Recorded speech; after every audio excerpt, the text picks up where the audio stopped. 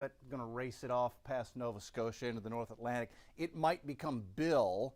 That would be the second named storm of the season if it does. This spot here off the west coast of Africa, it would be very unusual if this were to form out here. It's way early in the season. Although sea surface temperatures are warm enough for development, models are not overly aggressive with this. There's also a lot of dust out here, so I'm not overly concerned about that forming. Plus, it's 4,000 miles away from us, so that's on the back burner for sure. What is interesting is what's going on here in the southern Gulf. Now, this spot, Hurricane Center, gives a 70% chance for development, but that's not going to happen like tonight and tomorrow. That's over the next 5 days, and it looks like this is going to take 4 or 5 days to finally develop into a tropical system, if it develops into a tropical system at all. So still a lot of uncertainty with what's going on down here. However, as we talked about last week and now at the start of this week, global models, overall the flow wants to allow whatever forms here and its associated moisture, rain, wants it to move north into the north central, maybe northwest Gulf of Mexico as we head toward the end of the week into the early part of the coming weekend. So let's take a look at what's going on down here. First of all, this is the tropical moisture, our forecast model for tropical moisture. So the red areas are where you've got very deep tropical moisture. That's the rain-making stuff. And as we move this forward in time, this is right now, you'll notice how things remain relatively disorganized out here until finally, look at this, we get into Friday evening and we finally get a closed, semi-organized low. But let me back this up for you. Watch this.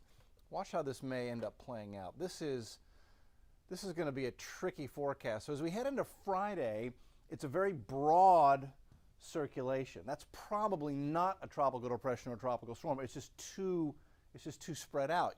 We need to have that tighter. We need that ice skater to pull her arms in as she spins to get some real significant rotation and become a depression or a tropical storm.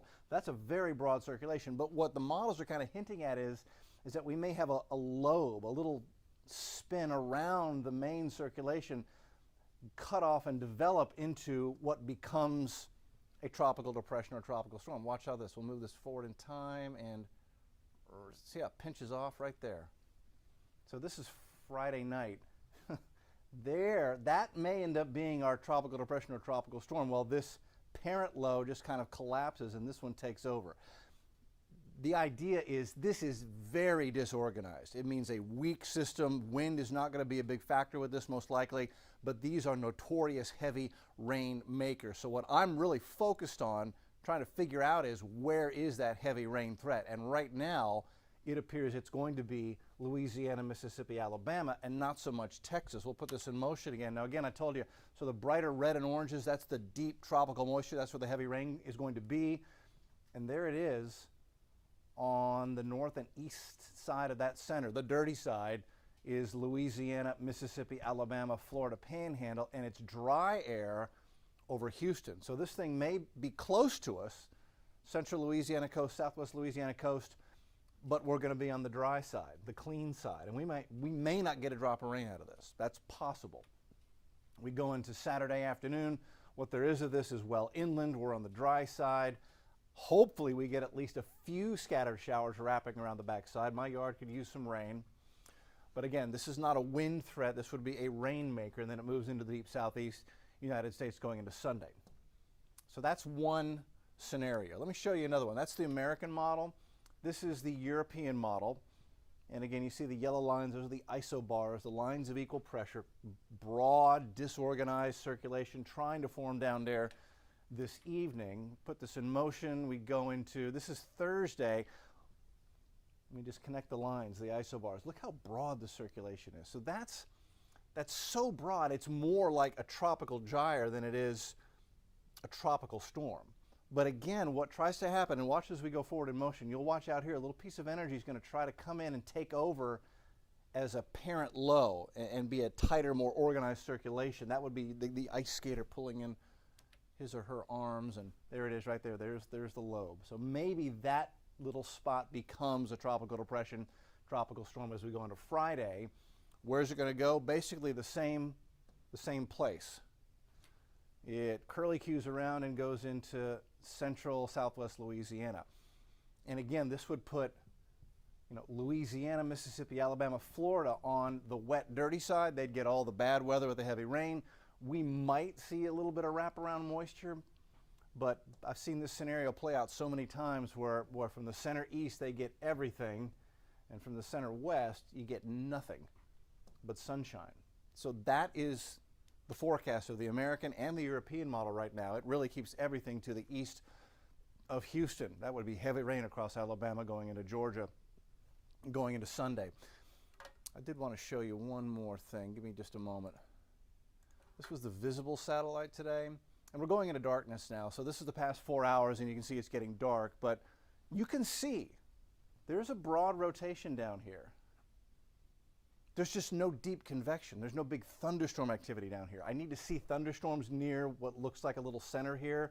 That would mean it's getting better organized. We're seeing pressures drop, seeing it tighten up as a low pressure area. And at the moment, that's just not happening. So this is going to be a very slow process of getting organized over the next 3, 4, 5 days before moving into the northern Gulf of Mexico. Now, all of this being said, there's still some uncertainty in this because the system hasn't formed yet and things could change. Real quickly, this is the rainfall forecast over the next 7 days. And it agrees with everything that we're seeing on the models. It puts all the rain basically from the Louisiana-Texas border to the east. And we would get not much scattered showers on the dry side of that system on that particular run. So, okay, where does this leave us? Potential for development increasing in the Gulf. Forecast changes are possible through the week. When you've got a disorganized system trying to get going, if that lobe comes a little further on the northwest side of the center, maybe we end up getting more rain, maybe more impacts near the coast late in the week, so it's something we'll have to watch for. The best thing you can do is get the push alerts turned on the KHOU 11 app. We update that through the day, so you can go through your day, ding, get the app, see what's going on out there, so nobody gets caught off guard in case this does decide to flare up and send a little more of the weather in our direction. That's where we stand right now. A weak, disorganized system is most likely to be the outcome on this, which means a heavy rain threat. At the moment, most likely in Louisiana, but it's close enough to where we have to watch it like a hawk. And we'll do that, and I'll have everything updated for you on the TV side on KHOU 11 News at 10 tonight. We'll